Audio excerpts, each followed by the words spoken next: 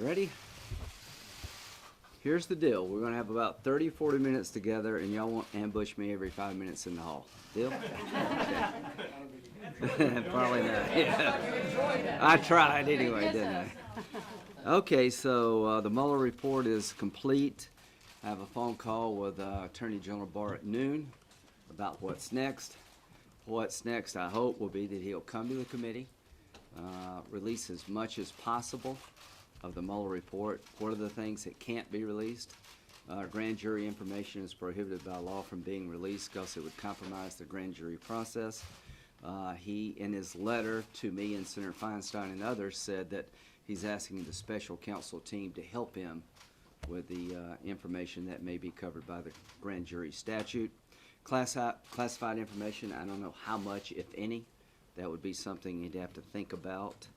And pretty much, if the administration claims executive privilege about anything in the report, that would be something I'm sure he would consider, and we'll find out what the determinations are there.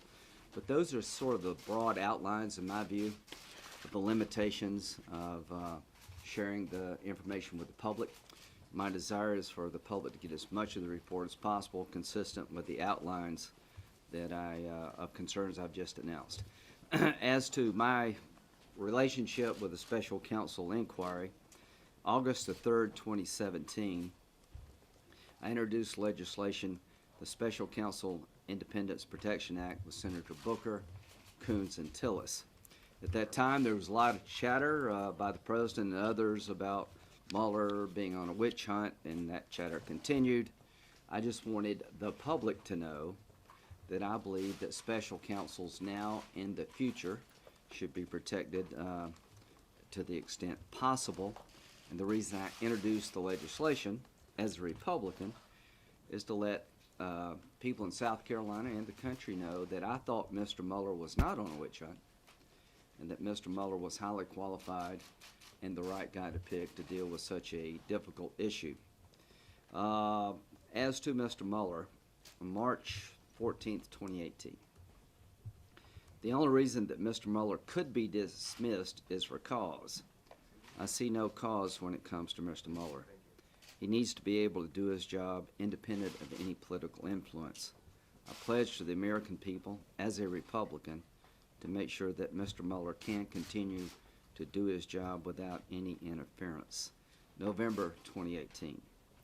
I am confident the Mueller investigation will be allowed to come to a solid conclusion, that there will be no political influence put on Mr. Mueller by Mr. Whitaker at the time to do anything other than Mr. Mueller's job. I am confident that Mr. Mueller will be allowed to do his job without interference. January 2019. Since his appointment, I have supported Special Counsel Mueller's ability to conduct his investigation without interference. Well, the report's over. It was completed without interference. And from the day that Mr. Mueller was appointed, I felt that he was the right guy at the right time for the American people to give us a definitive answer about whether or not the Trump campaign or anyone associated with it worked with the Russians in a proper fashion in the 2016 election. It's clear to me from the 4-page summary by Attorney General Barr that the Russians did in fact hack into the DNC. The Podesta emails, it was the Russians. It wasn't some 300-pound guy sitting on a bed somewhere. And the conclusion was firm, without equivocation, that no one on the Trump campaign colluded with the Russians when it came to the 2016 election. As to the obstruction of justice matter, apparently the special counsel gave some of this and some of that, and Mr. Barr and Rosenstein concluded that the evidence was insufficient to move forward on obstruction of justice by the President or anyone around his team. So I hope soon to have as much of the report released as possible. And what happens next? What happens next is that I have been talking since 2017, the end of 2017, about the other side of the story. And nobody much appears to care, but I hope you will find some interest now. that the FISA warrant issued against Carter Page, based on a dossier prepared by Christopher Steele, is at a minimum disturbing. Whether or not it's illegal, I don't yet know. So I'm going to get answers to this. If no one else cares, it seems to be Republicans do. And that's sad, because if the shoe were on the other foot, it would be front page news all over the world. The double standard here has been striking and, quite frankly, disappointing. I am 100% convinced that if the Republican Party had hired Mr. Steele to go to Russia and investigate Clinton, and the report was prepared and given to the Department of Justice, used to get a warrant against a Clinton associate, and the underlying information in the dossier proved to be garbage, everybody in the world would have it on the front page. It would be endless chatter on the cable networks. I'm also convinced if the agents involved in investigating Clinton, if the shoe were on the other foot, hated her and wanted Trump to win, we'd be having a thorough discussion. I'm also convinced if they interviewed Trump with a couple of his associates there, not under oath, and already made up a decision not to charge him, that there would be outrage in this country. So the rule of law applies both to Republicans and Democrats. And why do we have a special counsel? In rare circumstances, to have somebody outside the Department of Justice to take a look at a hot topic. I know the president did not believe that a special counsel should have been appointed. I do. It was clear to me that Jeff Sessions was part of the Trump campaign. And when it came time to look at whether or not the Trump campaign did anything wrong with the Russians, it's impossible for Jeff Sessions to render a verdict because he was part of the campaign. That made eminent sense to me then and now. What makes no sense to me is all the abuse by the Department of Justice and the FBI, the unprofessional conduct, the shady behavior. Nobody seems to think that's much important. Well, that's going to change, I hope. I've been calling since the end of 2017 for a special counsel to be appointed to look at whether or not the FISA warrant process was abused for political purposes, whether or not a counterintelligence investigation was opened up regarding the Trump campaign as a backdoor to spy on the campaign. I still to this day am at a loss to explain why nobody went to President Trump to tell him there may be some people in your orbit that are connected to the Russians and working with the Russians. A counterintelligence investigation is designed to protect the entity being targeted by a foreign power. In Dianne Feinstein's case, she had somebody working with her that the FBI suspected of having an inappropriate relationship with the government of China. They told Dianne about it, and she let the guy go. That's the way it's supposed to work. How did it fail and break down here? Was it a ruse to get into the Trump campaign? I don't know, but I'm going to try to find out. As to the Clinton email disposition, why did Comey do what he did? Why did he take over the investigation in July, make a statement that she did a lot of bad things but not quite a crime? That did affect this election. And if the shoe were on the other foot, Republicans would have been pretty mad about that. What was the conflict that made Loretta Lynch so unable to preside over the Clinton email investigation? Was it just a tarmac meeting, or was it more? I believe there was more there, and I intend to get to there. How could in October, right before the election, we find out that emails on the Clinton server wind up in the hands of Anthony Weiner, and just within 48 hours, everybody's good to go? This is bizarre at best, troubling to its core from my point of view. So Mr. Mueller has been given a chance to do his job. 2 years, 19 lawyers, 40 FBI agents, 2,800 subpoenas, 500 people interviewed, 230 orders for communication records, 13 requests to foreign governments for evidence, $25 million or more. That is what happened to the Trump campaign. And I've been okay with that scrutiny from day one.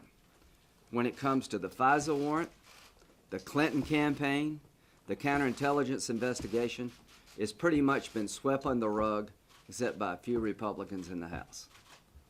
Those days are over. Going forward, hopefully in a bipartisan fashion, we will begin to unpack the other side of the story. With that, I'll take questions. The special counsel on the issue of obstruction of justice, Mueller has declined to fully exonerate the president. Do the American people deserve to know why? Well, if you know, lawyers are not in the exoneration business. The lawyers into making cases or not making cases business.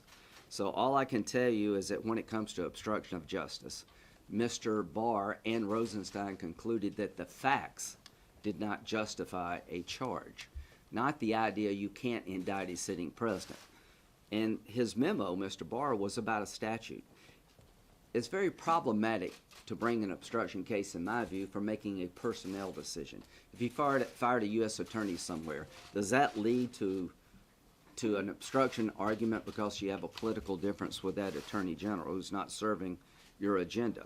What Mr. Barr said at the hearing was that nobody, including the president, can get a witness to lie. Nobody, including the president, can conceal information from a court. Those are classic obstruction activities. Mr. Mueller apparently could not find sufficient evidence to conclude on his own that the president obstructed justice in a classic sense. And Mr. Barr said, along with Mr. Rosenstein, having looked at the evidence, we do not believe there is evidence to support a charge of obstruction of justice. And it is important but not dispositive that the underlying crime did not exist. You can actually obstruct justice even if there's not a crime, but the intent really does go to whether or not somebody is trying to protect themselves. And if they did nothing wrong to begin with, it's pretty hard to prove obstruction of justice. Senator Graham, was it appropriate for Mueller to essentially punt on the issue of obstruction and leave it to the president's two top political appointees in the Justice Department to make this determination? As far as I'm concerned, Mr. Mueller's report gave the Attorney General both sides of the equation. He decided, not Mr. Barr, to give that decision over to the Attorney General. You can ask him. From my point of view, I think what Mr. Barr and Mr. Rosenstein did was very appropriate. Somebody has to decide, and the Attorney General is not conflicted. He was not part of the campaign. So the big thing for me, guys, has always been, did Trump work with the Russians? And I told him to his face almost 2 years ago, if you did, that's it between me and you, and anything that follows, you deserve. I will say that about any politician of any party. And here's what we know 2 years later. After an exhaustive examination of the facts in this case by somebody that every American should trust, Mr. Mueller, the answer is no. Senator Graham, thank you. What about, though, is there any daylight, as Democrats have suggested, between what the Mueller report may say and what Barr's memo says? And secondarily, isn't there a question, though, because of the change in the statute in 1999, the purview that Mueller had, that he may have been restricted in how far he could go and thus have to defer to Barr because the special counsel is under the aegis of the Department of Justice, unlike the independent counsel statute when Ken Starr had more leeway? All I can say about Mr. Mueller's report that he looked at obstruction of justice. He didn't say anything that I know of about I can't get there from here because of legal bars. Here's the pot of evidence on one side. Here's the pot of evidence on the other side. It's complicated legally. It's complicated statutorily. This is our view of what happened. We'll defer you to make that decision, and I'm absolutely okay with that. And Mr. Barr, hopefully, will come before the committee, and we can all ask him And those Judge, questions. that's on your You brought up Jeff Sessions' clear conflict of interest, Mhm. and yet you, I'm told, delivered a rousing speech at Mar-a-Lago over the weekend. Is that kind of public closeness to the president appropriate? Does that not at least give the appearance of a conflict of interest, given your role in chairing the Senate Judiciary Committee? You got to be kidding. Did anybody ever ask during the impeachment that a Democrat was conflicted and speaking out on the behalf of the president? I am a elected political official. I am a Republican. I'm going all over the country to speak to the Republican Party. I want Trump to win. I'm chairman of the Judiciary Committee. I do my job very responsibly. This committee is going to allow Mr. Barr to come forward and tell us and answer some of the questions you've asked. I'm asking him to lay it all out. I stood by Mr. Mueller because I believe in the rule of law. There's politics and there's the rule of law. So to suggest that if you're a Republican and that you want Trump to win, somehow you can't do your job is absurd. Chairman, you also golfed with him though, right? This was- All, yes, and I played terribly. You were involved in the Clinton impeachment Right. saga back in the 90s. Your party later suffered at the polls for its focus on that and other investigations. You know that across the building, Democrats are now calling what to do next. What would be your advice to them? Learn from our mistakes. So let's go back to the 90s. It started out about financial misdeeds and basically enriching oneself. It wound up being about a improper relationship. Sexual harassment lawsuits are always about sex. The question was, did the president in a sexual harassment lawsuit basically bend the rules of the court to help himself? He was suspended for 5 years for inappropriate conduct as a lawyer. He was chastised for lying under oath. Having said that, looking back, the public sort of knew what they were getting with Bill Clinton. I think the public sort of knows what they're getting with Donald Trump. And here's my advice to the Democratic Party. Pursue what you think is important to the public, but if you keep going after Mueller spoke, people are going to think you're just out to get him, that there is no right answer other than Donald Trump must be removed from office, and you'll probably suffer the same fate we did as having gone too far. And just to clarify, you say you want Attorney General Barr to testify? How about Yes. Mr. Mueller? I'll leave that up to Mr. Barr as to whether or not he thinks that would be helpful. I don't know the answer to that about the special counsel himself. Let's start with Mr. Barr, who's in charge of the Department of Justice. The truth is, I want you to know as much as you possibly can know. This is a very big deal. From my point of view, it was a great day for the president in terms of the underlying allegation. But now I'm hoping some of you will be interested in the other side of the story. Senator, just a quick follow to Ed's question. That you said, what is the public getting with Donald Trump, if you could just clarify? And then you once called pardoning someone like Paul Manafort a political disaster, but you said essentially the political winds might change. Have they changed? Are pardons now No, I on the think table? I think if President Trump pardoned anybody in his orbit, it would not play well. And what As to Donald- what people are getting with Donald Trump, I think it's pretty clear that, like Bill Clinton, Donald Trump is a larger-than-life character. People are focused on what he's doing for them. I think people would be legitimately concerned if he did, in fact, his campaign work with the Russians. And I'll say this, if Mr. Barr had reached a different conclusion, and he had reported that there's evidence of Trump coordination with the Russians, I would have believed it. I would have listened to the president, but that would have been a bad day for the country. And I just end with this, take a couple more questions. To those wanting an outcome of removing Trump, you got to be disappointed. To those who wanted somebody to look at Trump without interference, you got to be pleased. To those who are happy that your president has been cleared of working with a foreign power, I think you're a good American. So, wait, just to clarify, when you say you want Barr Parliament, is that a public hearing? And then second, Yes, as public as possible. okay, and then secondarily, when you say see you soon to James Comey, does that mean you're gonna be calling him before the committee for a public hearing as well? Yeah, I was sort of like, what was the whole Forrest thing about? Yeah, so what I'll do, and just real quickly, I'll start and work backward. The FISA warrant application on 4 different occasions. What role did the dossier play? Was it the primary source of the information given to the court? Was it supplemental? Was it outcome determinative?